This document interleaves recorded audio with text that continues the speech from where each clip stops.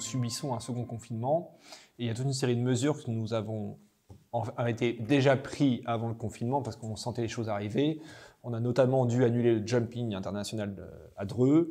On a annulé malheureusement les flambards. C'est pas très rigolo pour tout le monde, mais on a voulu anticiper un peu les choses parce que faire travailler des bénévoles, des entreprises sur des événements qui sont manifestement dans une sorte d'annulation prévue, on a préféré prendre les choses à bras-le-corps. Un second volet qu'on a pris à bras-le-corps, c'est le dépistage. Vous savez que depuis plusieurs semaines, la mairie de Dreux s'est mobilisée avec les infirmières libérales et les soignants en général pour dépister un maximum de Drouais. D'ailleurs, on observe que le dépistage dépasse les frontières de Dreux, parce que beaucoup de gens viennent à Dreux pour ça. Pendant plusieurs semaines, on a dépisté Place de Verdun, avec entre 250 et 350 dépistages par jour. Et on a souhaité maintenant le mettre au parc des expos avec des horaires élargis, parce qu'on voulait un accueil de meilleure qualité et qu'on puisse dépister encore en plus grand nombre. Voilà, c'est ce qui a été fait. Maintenant, on est sur une phase, effectivement, où on travaille très bien avec le sous-préfet, avec l'ARS, en lien quotidien avec les services de la ville, les services de l'État. Donc on est sur le pont. Moi, je suis président du conseil de surveillance de l'hôpital. Je suis de manière quotidienne les événements là-bas. Aujourd'hui, la moitié des lits en réanimation, à l'heure où je parle, sont occupés pour des causes de Covid. On est très attentifs. Les soignants sont très courageux à l'hôpital. Malheureusement, les conditions ne sont pas toujours optimales, mais on est ensemble pour essayer de faire face à cette crise. C'est une période compliquée, ça on le sait. Nous, on a mis en place un système qui va aider les commerçants à continuer leur activité. C'est-à-dire un annuaire qui va être consultable sur Internet, via l'application dreux.com, avec l'ensemble des commerçants, une photo de leur devanture, leur type d'activité, est-ce qu'ils sont présents sur les réseaux sociaux ou pas.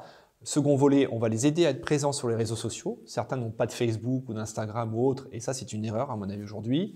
Troisièmement, on va les aider à développer ce qu'on appelle le paiement en ligne. Beaucoup n'ont pas de paiement en ligne et ça devient nécessaire. Et enfin, on installe la conciergerie municipale temporaire jusqu'à la fin d'année à la Maison Godot. Ça permettra de prolonger le commerce en dehors des horaires d'ouverture classiques, de 18h à 21h tous les jours, sauf le dimanche. Ça, c'est important parce qu'on veut permettre aux commerçants de réimaginer leur type d'activité dans le confinement. Donc ça, on le met en place très rapidement, fin de la semaine prochaine. Et puis, on a mis, le paquet sur les illuminations de Noël, notamment au centre-ville, pour avoir un parcours chaland assez féerique. Ça va être très sympathique. La présence du Père Noël au rez-de-chaussée du Beffroi, ceci tous les week-ends et la dernière semaine avant Noël, pour accueillir les enfants dans les conditions sanitaires qu'on connaît, tout le monde le comprend, mais en tout cas que ce soit assez féerique pour les familles. On encourage aussi les parents en famille, durant leur autorisation de sortie, de pouvoir profiter du parcours chaland, des illuminations de Noël. Ça va être un moment assez sympa. On espère que ça va aider nos commerçants et puis que les gens puissent penser à autre chose que ce confinement qui est un peu dur pour tout le monde. C'est une question qui traverse toutes les villes un peu importantes en France.